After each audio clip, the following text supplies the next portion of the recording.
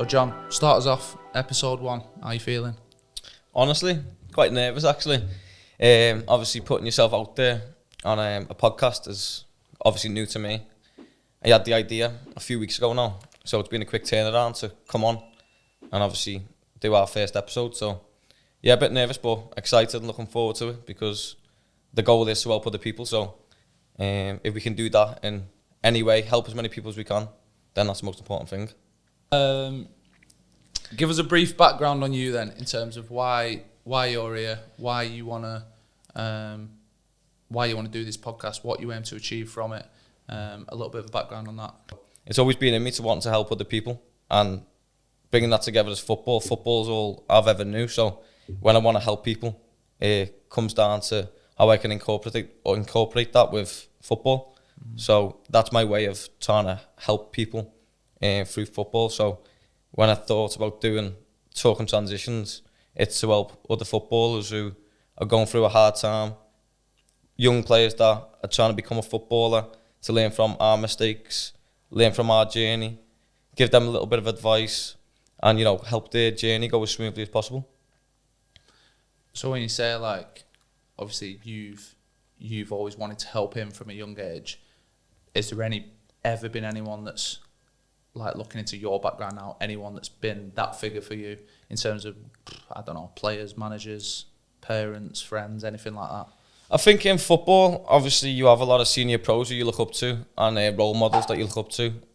Luckily for me, when I come through at Shrewsbury, I had some great senior pros there that I still look up to now. They're my role models and they were great pros to have around. And I think the older I've got, like, I've always wanted to try and be that role model for younger players, always trying to go out my way to help younger players, encourage them to, have a little dual career, learn something new, because the average professional football career only lasts 8 years, and you never know when that might end. So it's important to, help them in any way every day, because with football there's a lot of highs and lows. They call it a roller coaster, and even though it's the best job in the world for me, it does come with a lot of lows as well.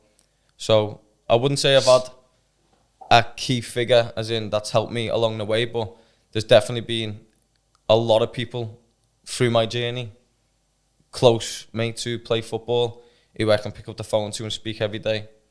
A year ago now, I went through a really dark time where I was struggling mentally, and my agents put me in touch with a counsellor, and for me that helped me so much regarding my mental health. And when I was doing it, I was studying my counselling course as well, level 2. So learning to be a counsellor, but I didn't want to be a counsellor at the time. I first thought that on my first session on the course, that you get told that you can't actually give advice. So I think I'd struggle with not being able to give advice. So I stuck it out and passed my level 2 counselling course, but definitely learned a lot of skills along the way. So you can't give advice? So no, as a counsellor you can't give advice. So what's your role? To listen. Oh, okay.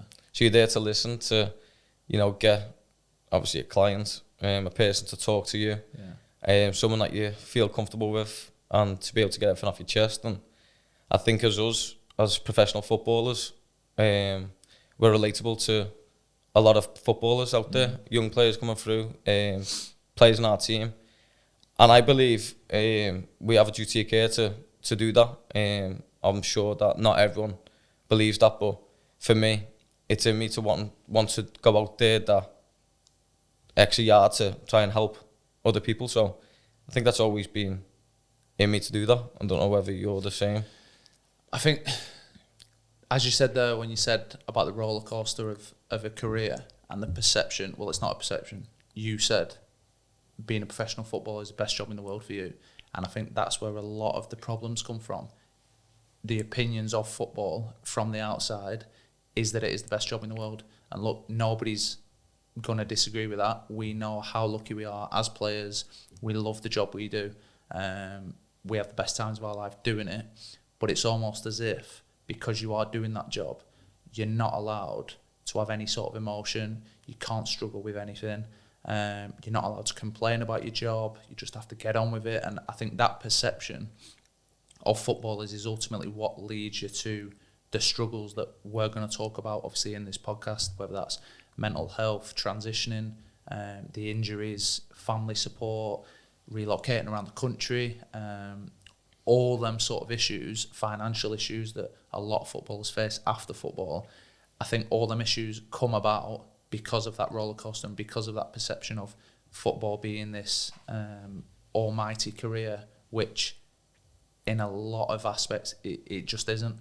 I think for me personally, as you touched on there with the counselling, was that through the PFA? No, my agent got me in touch with a counsellor from Liverpool. So the PFA do a lot of work in terms of counselling, and this is again where we're going to touch on through the podcast over the next weeks, months, years. The support is there from the PFA. The counselling service I've used in the past, I've sat down with counsellors, psychologists to discuss my situation, how I felt. There's a lot of support there, and I think, me speaking personally from a changing room environment, I would say most lads, I don't know what it's like in your changing rooms, but most lads either don't know them services are there or they're reluctant to take them up because of the stigma that's still attached to it. But we're here to change that. As I said there, you said a good word in terms of being relatable. I think the more relatable we can be to the audience we're trying to capture, whether that be players, the fans especially, we want to give them an insight to what happens inside dressing rooms, outside of football, away from the pitch, and give everyone a little bit of an understanding of how the journey works from being such a young player all the way through to maybe when you come to the end of your career, because I think that's what's important, understanding that there are going to be struggles along the way, where the support is, where the advice and guidance is, and if we can be them guys to help with all them serious issues, then that's job done for me. In terms of like what you're doing with your counselling, where do you see that going? Like, is that something that you aim to use like moving forward, as you're talking about dual careers there? Yeah, definitely. Something that I want to do after football, which I spoke about before, is help people in some capacity. That's like a big passion of mine, to just help other people. Look, it could be selfish for selfish reasons. I feel better in myself when I'm helping other people. That puts a smile on my face. So if I can do that as a job, if I can do that after football, if I can do that voluntary, then that's something that I'm definitely going to look to do. So I've just done another course called Understanding an Athlete's Lifestyle, and it focused a lot on transitions. And I think that's where the idea come regarding what I can do to help other people. At first, I thought it was just going to be about injuries, because for me, I've suffered the last couple of years through injuries, which we'll go on to in a minute. But I was on my way to get a scan, and I was like, surely I can do something here to try and help other people. And like, well, I've got time off now being injured. And at first, I was just going to do it on injuries, but then I looked back and thought, players go through a lot of struggles every day with different transitions in football. So that is the thing. I think people think about injuries, they think about mental health, they think about all this stuff. But I think personally, the biggest thing why I would worry about the injuries that I've got, the injuries that I've had, why I've had to speak to people and get support in the past, is literally just because of transition. Because I'm so worried about the future, as I would say 99% of lads are, that transition process, you speak to anyone who's come out of the game, is the hardest part. Like, and if you had that already taken care of, not to say you wouldn't care about your injuries, but there would be so less of an issue if your transition was a lot smoother. 100%. So that's why I think all these issues that we face in football, the ultimate issue is the transition, and the better you can prepare for that, whether it's personally, whether it's with support, and the younger you can start to do that, I think everything else, you'll become a better person, a better player on the football pitch, simply because life off it is a lot smoother and taken care of. I think obviously that's one message that we're definitely going to focus on throughout this podcast, is trying to encourage players to have a dual career. And I think obviously the younger you are, you don't want to think about doing something new. Your fully focus is going to be on football all the time. But as a footballer, we do have a lot of spare time. And if you can manage that time, it's not going to affect your performance on the pitch by learning something new, doing a course on the side to make that transition go as smooth as possible. And I know we all have the dreams to be playing to like 35, 36. That's when the career's going to end. But, you know, people get released, people fall out the game through mental health, people fall out the game through injuries and having to retire early. So what I would say is you're not too young to learn something new. No. And we need to try and speak about that as loud as we can to get younger players to do courses, to learn something new. It could be anything. It could be a trading job, like anything. You'll probably be giving that advice, or I don't know. Well, I do know because I've known you forever. But you're giving that advice now probably because you haven't done that when you were younger, have you? So you've seen the process you've gone through, and I've known you many years since you was younger. I can probably say you didn't take education or your future as serious as you could have. Like, yeah. And as you're saying there, everyone's the same. I'm not sat here saying, oh, look, I was an angel, I did this, this and this when I was younger. You think football's going to go on forever, like, and you hope it does. But football can end tomorrow, it can end in 10 years, it can end in 15 years. It ends when you don't get a contract anymore. Yeah. You don't decide. So the more we can get into players of the stories, the guests we're going to get on who all have individual stories of coming out of the game through mental health, through injuries, financial problems when they've left. We're going to have success stories in there as well, where people have transitioned, gone on to build businesses, gone on to be successful managers, come out of the game and done a load of different things. But they will have been in this situation as well, where 18, 19, 20, 21, they'd have been like, football's going to last forever. And you were the same, I was the same. So we're not here preaching to people of, look, we did this, so you need to follow us. Why we're doing this is probably the opposite, because we didn't do it. Learn from our mistakes, yeah. Learn from what we haven't done, and 90% of other people haven't done, and that's why the football industry as a whole struggles with transition. Like, I don't know the stats off the top of my head, but I know that they're worrying. I know that the divorce rates, the financial situation that footballers end up in, the mental health stats of coming out of football is scary. So that's us trying to pass on our newfound wisdom of, look, we didn't do this, so please you go and do it. Yeah, I think obviously one of the role models I was speaking about when I was at Shrewsbury when I was younger, you know, he's not with us anymore, but Marvin Morgan, the way he was as a person, like his character and all that, he treated everyone the same, and that's something that I've always tried to do myself, no matter how old I was at the time.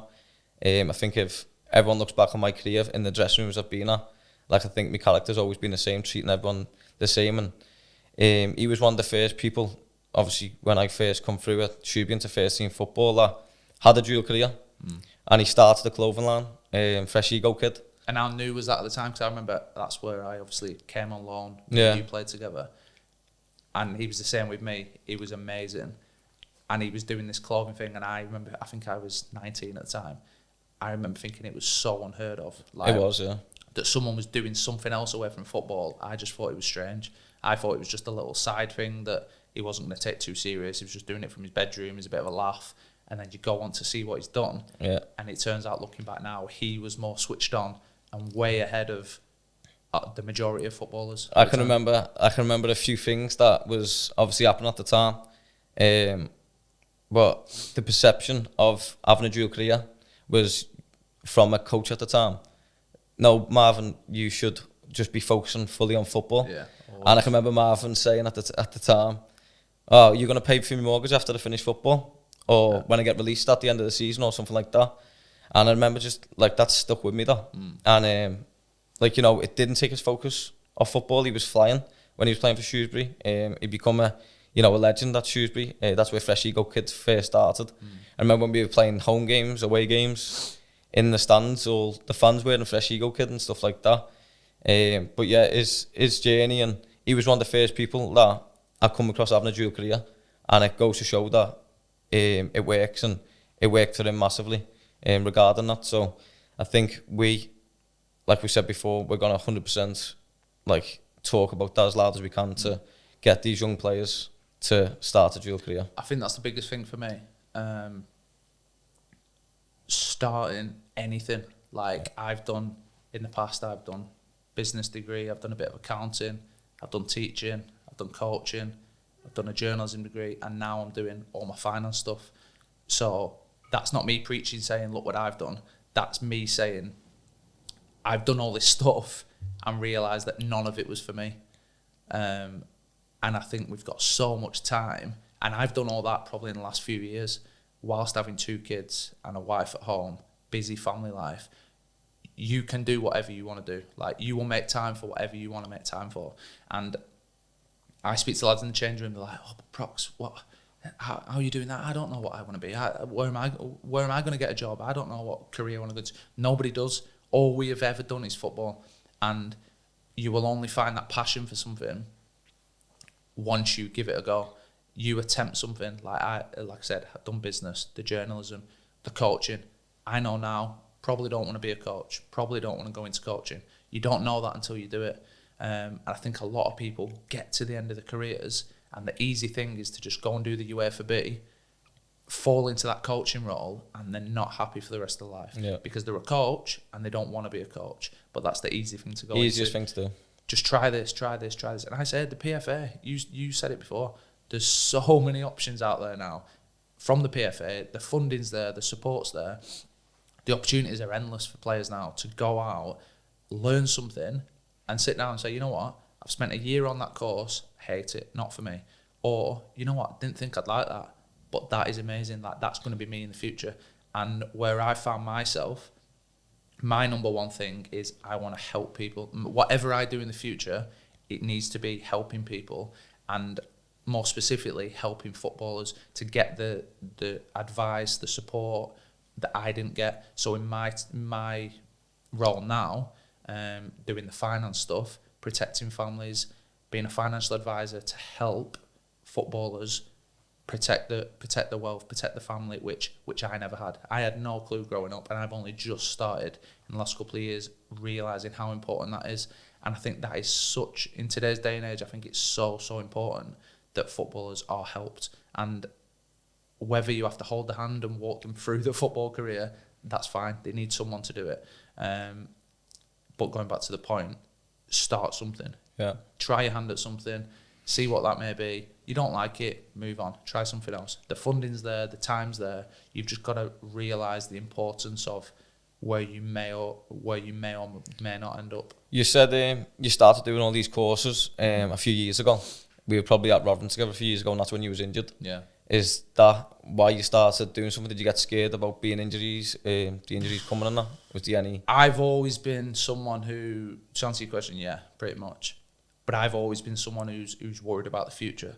Like, I'm more so when we were at Rotherham, Eleanor was born. So then it's suddenly then just not me. Like, look, if I live by myself, even if it was me and Bex, as a couple, I had no job, whatever happened, we'd find a way, you know what I mean? But as soon as you bring kids into the mix, for me, they're then looking up to you as a dad to be like, he's my dad, he's going to look after me.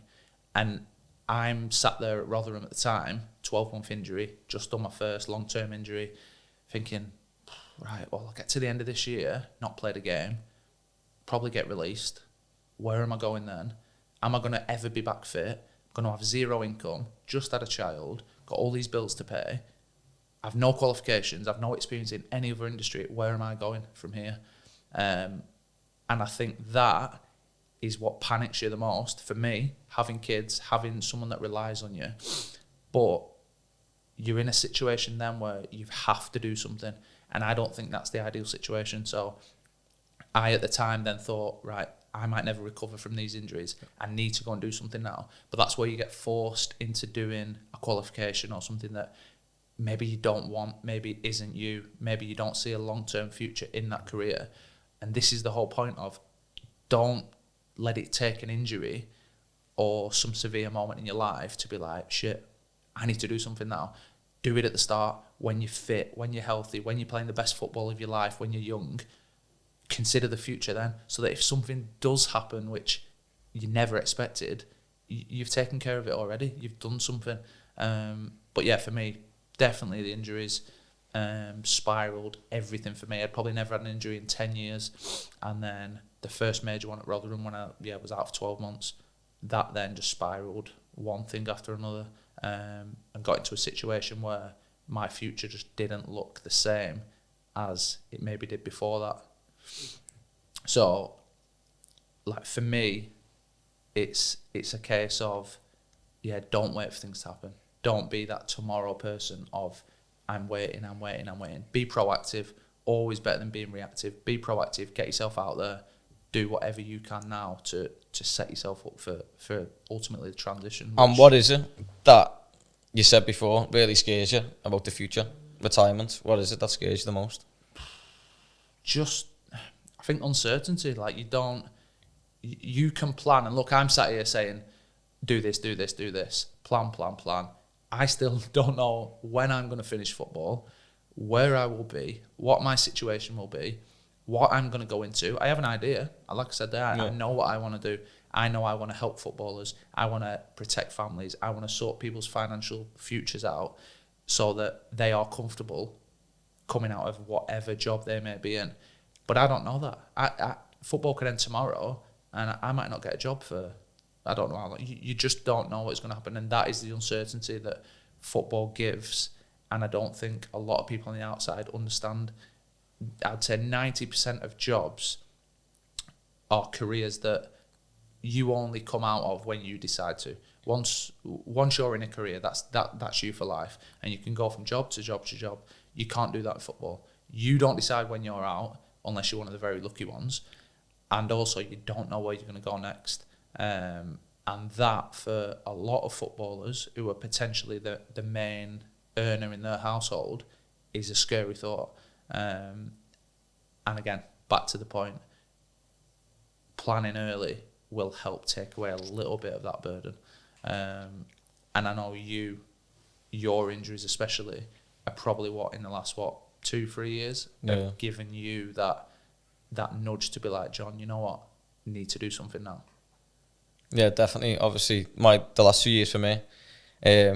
Just before we start, obviously, a lot of what we talk about is being negative and all that, but the key points why we're doing this podcast is to try and put a positive spin on it. Yeah. And I think the perception of transitions is people see it as negative, but we want it to be positive and stuff like that. But for my last 2 years being injured, I struggled massively. I got injured in March 2021, broke my ankle and ruptured my ligaments. And at the operation, the surgeon repaired my ligaments, was getting back, trying to get back fit, and my ankle was still killing me. So I was like, look, it's still hurting. And he was like, just be your scar tissue, like you just need to get through it. I was trying to get through it, but I was struggling. So I went back to see the surgeon and was like, look, my ankle's still, really sore. Got another scan. He was like, you got some bone fragments floating about in your ankle. So I can't see that causing you too much pain, but, it must be. So we'll go back in. We'll take the bone fragments out. So we had my second operation. Went in, took my bone fragments out. My ankle then, from that, my ankle got infected. And I was struggling to get rid of the infection for months. No, not months, like 8 weeks. So couldn't get rid of it. I was allergic to penicillin. So I was on antibiotics that weren't penicillin, they weren't strong enough. So I ended up saying to my mum, look, like what happens if I take penicillin? Because I need to get rid of this infection. These antibiotics I'm taking aren't working. Couldn't get rid of it. She was like, it was just when you was a kid, like you might be all right. So I took penicillin, got rid of the infection. At that point, the infection must have went up to my body. I ended up having to have surgery somewhere else to get rid of an abscess. Had that done, the infection stayed in my body. I had to get rushed to hospital the next day. I was in hospital for 4 days with a start of sepsis. So I'm come back from that, but at this point I'm still like recovering from my surgery on my ankle. So my ankle's been isolated, not getting any better. Trying to get out of hospital, get my body working again. Weren't good in the hospital. Like I was just only thinking about my ankle and stuff like that. Come back from that, trying to get back fit. Ankle's still sore. I've had 2 operations and my ankle's still sore. So go back and you're saying it'll be your scar tissue. You just need to get your ankle moving again. You've obviously not done much. Trying to get out there, still sore. Go back to see the surgeon. He was like, look, like I've looked at your scans and all that. Like your ankle's fine. It must be your nerve. So I'm seeing a nerve specialist, and I get my nerve debriviated, I think the word's called, where you get it burnt and you can't feel anything in there. And I was so close to getting a nerve operation to cut my nerve off around the back of my ankle. because I just wanted to get back playing footy. Like I'd been out now for like 6 months and I've had 2 operations and my ankle's still sore. So close to getting that done. And then the nerve specialist said to me, before we cut your nerve off, because you're not going to get any, once we cut that off, you're not going to have any feeling around the back of your ankle again. Go and see another ankle specialist first, just to make sure. So I go and see another ankle specialist, and he goes, your ankle that you broke in March 2021, like the bone is healed in like the wrong place. It's like the bone calcified or something like that, and it was in the wrong place. So I've been moaning about this, my ankle, for ages. And I'm getting told it's scar tissue, and I'm like reading stuff in the papers and all that, saying like I don't feel comfortable because of scar tissue, and the team weren't doing very well at the time, so like I want to be out there trying to help the team, and I'm looking like I don't want to be out there, like I'm looking like I don't want to get through this pain barrier. So like mentally I was struggling massively, and that's when I first started seeing a counsellor, because I was reading stuff about me, which like obviously it weren't the paper's fault or whatever like that, or the club's fault or anything like that. The surgeon said to me there was nothing wrong with my ankle. So, like, I was reading that and I was thinking, oh my God, like, that looks so bad on me. Like, and I'm not like that. I'll play through anything.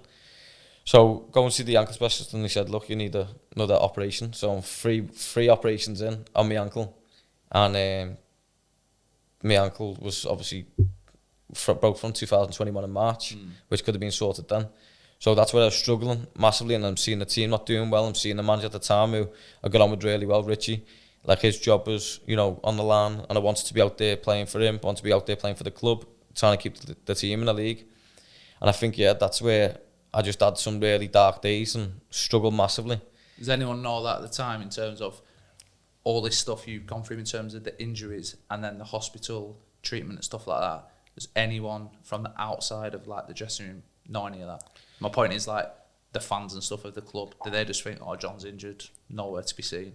Yeah, I think obviously the fans reading what they're reading as well, and they're probably painting that picture in their heads that I don't want to be out there playing and all that, but it just wasn't true, and like that was hard for me to take, because I'm not that character. Like, I'll play for anything. So yeah, that was tough, and I spent a lot of time back in Liverpool on my own, so I went around the dressing room, I went around the team, I was just sitting at home on my own trying to get through this injury, and trying to just get to the bottom of it, because like me ankle was sore, and I was getting told it was just scar tissue, and like people can play through that, and I was thinking, wow, what's happening here? I can't get through this, like it's killing. But my ankle was still broken. I remember playing 2 games, played on like the Saturday, Tuesday, played against Bolton, and I remember just coming off that pitch. I was obviously on the strongest painkillers and all that to try and get me through the game. I wanted to play through it. At this point I was thinking it was just the scar tissue. But this is the thing with football as well.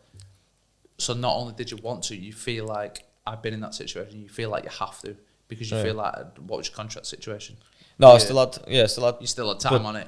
But say you don't, for instance, and I've been there in the past, you run out of contract, you need to be back out there playing, you need to get on the pitch, you need to be seen by other clubs. You want to help the team, you want to help the club. You help the team, you help the manager who's put faith in you, the club's been good to you, so you force it.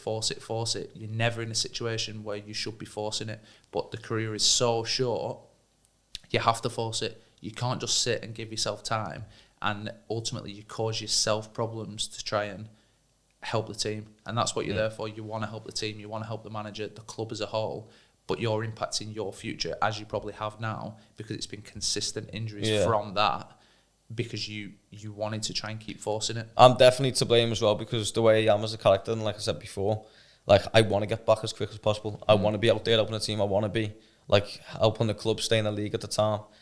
And I think my body just couldn't deal with it at the time. I ended up having 3 operations. I then get ill again, and I get meningitis. So I was in hospital again for like 4 days with meningitis, which was a worrying time as well.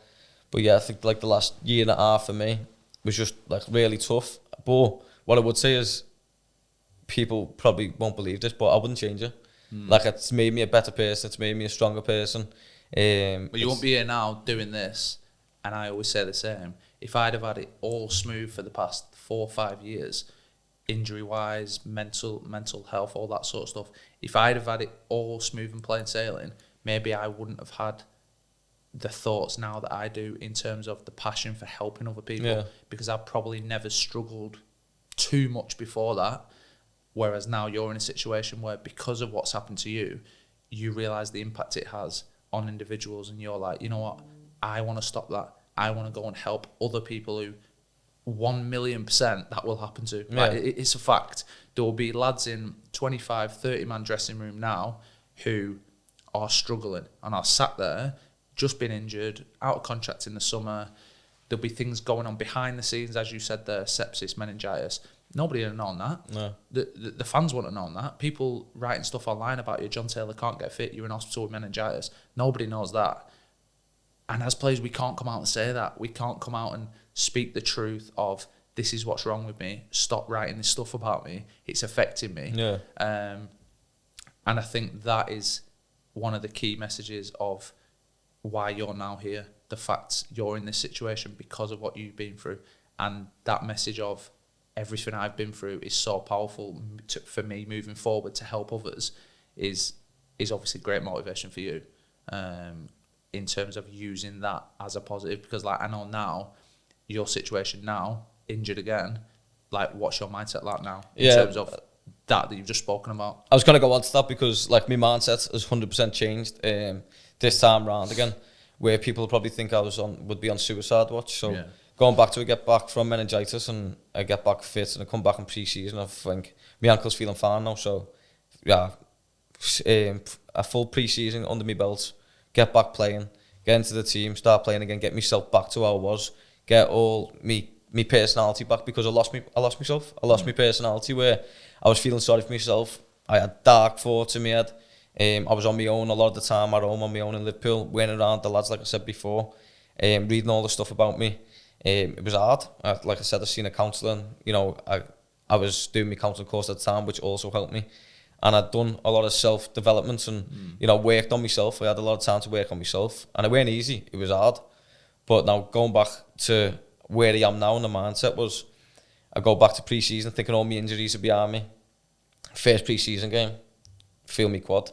And I'm thinking, I'll get through this, I'll be fine. Just be tight quad, my body isn't used to it and all that.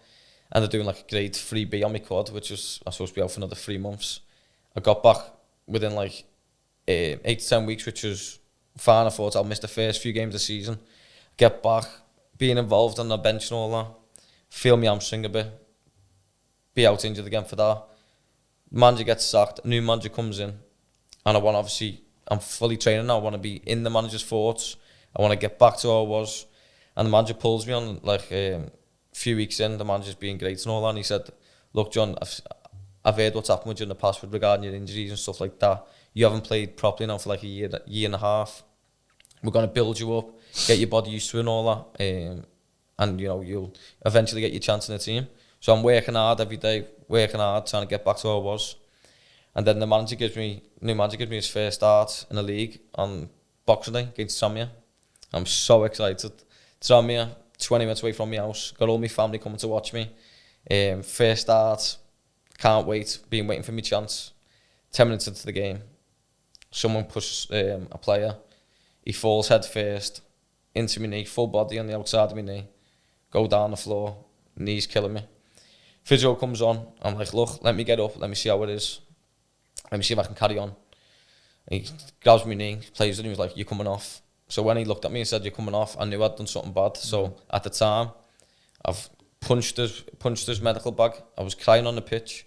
I'm coming off thinking, like, how was this happening to me? How was that look happening to me? I couldn't believe it. I was crying my eyes out, walking off the pitch, sitting there in the dressing room, like icing me knee, thinking, why is this happening to me? I can't believe it. Like I'm thinking about calling it a day. Like, this can't happen. It'll be 2 years out injured now. Like, it's not because my body's not ready now. My body's ready. It's just bad luck. Like, it was the wrong place at the wrong time. Someone falling head first into my knee. And I remember thinking, like, wow, like, how has that happened to me? So the next day, I woke up, and this is where my mindset changed, because I was thinking, I've been here before. I've been injured. I've struggled. I felt sorry for myself. I isolated myself, wanted to be on my own. And this time round, all I could think about was, I feel all right. Like, I feel mentally, I feel good. I think everyone else thought I'd be on suicide watch. Like, how was John going to cope with this again? Like, he had my mates, two of my best mates live in Scotland. They wanted to just drive straight down and spend time with me because they thought I'd be feeling like really bad and that. But all I could think about was, I feel good and I want to help other people. And that's where it's been a quick turnaround. Like I said, I'd done this injury on Boxing Day, and I had the thought about what I can do to help other people. I ended up putting an Instagram post out saying, look, I'm injured again. Obviously, shit news for me, whatever, but like, I'm going to do something to help other people. And I was thinking, what can I do? And I thought, you know what, going to do this podcast, try and speak, make a platform to get players on, current and ex-professional footballers, managers, to speak about their journeys, their troubles, to help other players who are in the same boat now, players that are trying to become professional footballers, that are going to go through what we're going through. And I believe that we can do that and put a positive spin on this and, you know, make this podcast good to help other people, and that'll make me happy. Because the thing is, we're not talking about things that might happen or could potentially happen. We're talking about things that will happen. No matter who you are as a current player at the minute, you will get an injury. You will struggle with something at some point. You will retire and you will have to go into a second career.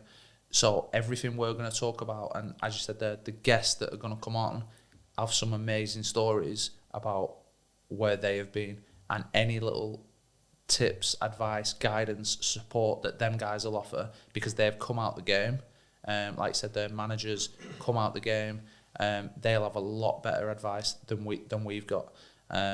Yeah, people probably don't even have a clue who we are, so it's important that we have got some great guests lined up who have played at like the top level, and we've got guests who've played towards the bottom of the pyramid and all that. But the transitions are totally different. But we're all human beings. We've all went through hard times. We've all went through good times, and like I said, I've got managers who have said yeah to coming on, which would be great as well, which would be a different insight to dealing with players and stuff like that, and how hard that transition is from going from a player or someone who weren't a player to a manager, and dealing with people, because I believe that as a manager it must be harder. Our old manager Paul Warren, he was a player, then he was a fitness coach, and then he ended up getting a manager's job. And he'll probably say I was a nightmare, and I look back and think, you know what? You were a nightmare. Yeah, because I just want to play footy I just want to play every game. Yeah. And when you're not playing, I was always knocking on the door, but I didn't really think about how he must have been dealing with things. How was it affecting him?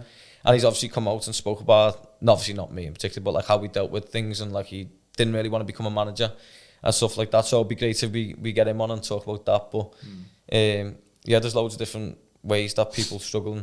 I think what we will do with it though is every single guest will share all of their highs as well. Because look, we're not here to talk about just it's not even the bad things. We're not talking about the bad things. We're talking about the inevitable things that will happen, and just help and support to get you through that process, because there is many, many highs in there, and we'll get all them stories in there. We'll talk about our highs along the way, because there's been loads, and every single guest we have will share their positive stories, the good times of football, but then more so their transition process. And if we can build up a portfolio of tip for anyone who's listening, whether it's one person, two people, if we can help them and their guidance throughout their football journey, we'll have succeeded with what we're trying to do.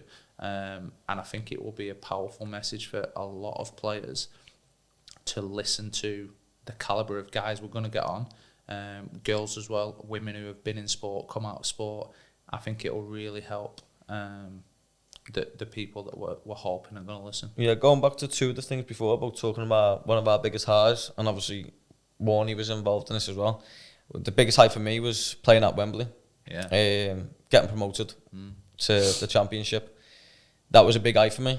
And I know at the time, obviously, you was injured and you led us out. So usually the manager walks us out on a team, and you walked us out. How was that? And how did that conversation come about? And how did you feel? Yeah, so exactly that is before me actually playing at Wembley last year and getting promoted and actually being able to play there. That was the best part of my career. But then that part, where I'd been through such a tough time, to have that as the end goal, and still, that's probably the only time in my career where, when you're injured, you're isolated. You're left by yourself in the gym on your own, different working hours to everyone else. Your schedule's different. You don't feel part of the team ever. And that is the only time where in my career where I've been injured, where I've probably been included every single day. And the fact that Warney obviously rang me up after the semi-final in the playoffs and said, look, I don't want to walk the lads out. You've been a big part of this dressing room for the last 12 months. You're going to walk the team out. That will give them the motivation to see you walking out with them. So for me, that was a huge moment to put a positive spin on something that was such a bad time for me. And yeah, that'll obviously be remembered forever with me. Walking you boys out and obviously going on to get promoted was amazing. So yeah, we'll have stories like that. We'll have plenty of stuff moving forward, which will really sort of hopefully urge people to get in touch with us and say, look, how did you deal with your injuries? Who did you go and speak to for counselling? Where's the support at? Where can I get confidential advice? Where can I start a new career? How did you get into your finance stuff? What can I do to really focus on stuff away from the pitch, which will help me on the pitch? And I think we will start to see a lot of stories coming out which will help the people that are listening.